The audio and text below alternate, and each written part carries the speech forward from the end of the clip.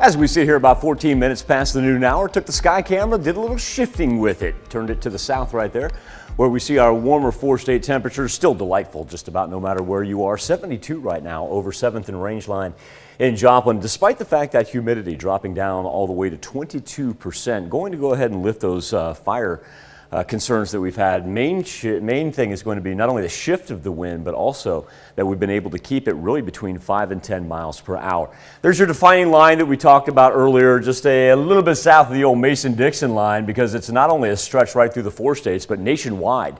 It almost runs coast to coast as far as where and I don't want to call them cooler temps, because even the 57 and 59s are above our March average. Compare that though to the 71s, 72s, and 70s that we're seeing down along and south of I-44. But that gives you an idea. If I was going to be very critical right there, I'd say there's your Mason-Dixon line.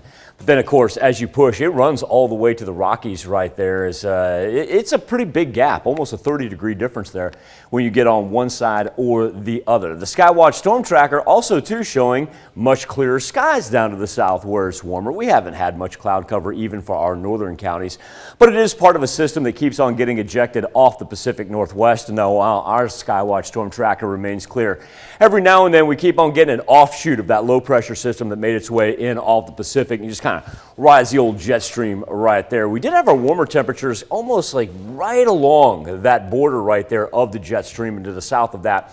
So we've seen a little bit of the cooler and drier air sink down to the south. As far as watches and warnings go, yeah, gale force winds out on the west coast. But the reason I popped this up is I wanted to point out down here in OKC, they actually have an air quality warning. Thought that might graduate a little bit to the north, even encompass portions of Tulsa.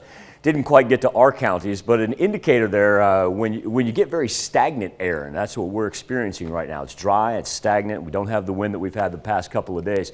Ozone can really play a key role as far as people with breathing problems and whatnot being out and about, and the best thing to do is try to limit that driving as little as you can. And if you do have respiratory issues, when we do have an air quality warning, I want to stress once again, it's not for our counties. But when we do see air quality warnings pop up in and around us, I know it's tempting to want to get outside and enjoy the sunshine and the fresh air. Sometimes the best thing to do may be to spend a little more time inside. Afternoon planner around 76 degrees yesterday. Got up to 78 at Joplin Regional Airport. Happened to be our warmest day of 2022 and the warmest that we've actually experienced since November 16th of last year. As we work overnight, clouds are actually going to help out. A little increased cloud cover keeps the temperatures very delightful. I don't think we'll see many 30s like we have past couple of mornings.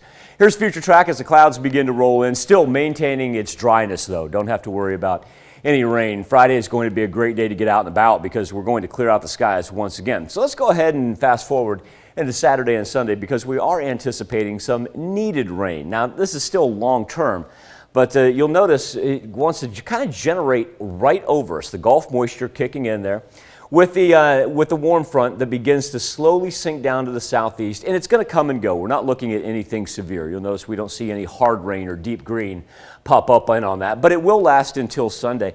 And then, Tanya, that warm front that we're experiencing right now, it does sag down to about central Arkansas, resulting in a drop in our temperatures. And I think the biggest factor really isn't our daytime highs. Those are about normal, but our overnight lows will drop down below freezing once again. And I bring that up because I know a lot of people want to get out in the garden, are thinking about doing a whole lot of planting, especially with as nice as it's going to be, and anticipating that rain on Saturday and Sunday, maybe the ground a little softer and able to dig it up. But yeah, please remember, not quite done below freezing as of yet. Yep. Get stuff ready, but just be patient. Be patient.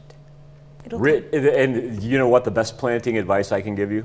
Read the instructions or call the K-State Extension District. There you go. Yeah, trust me, I am no master gardener, folks. We can point you in the right direction. That's where right. we are. All right, thanks, Michael.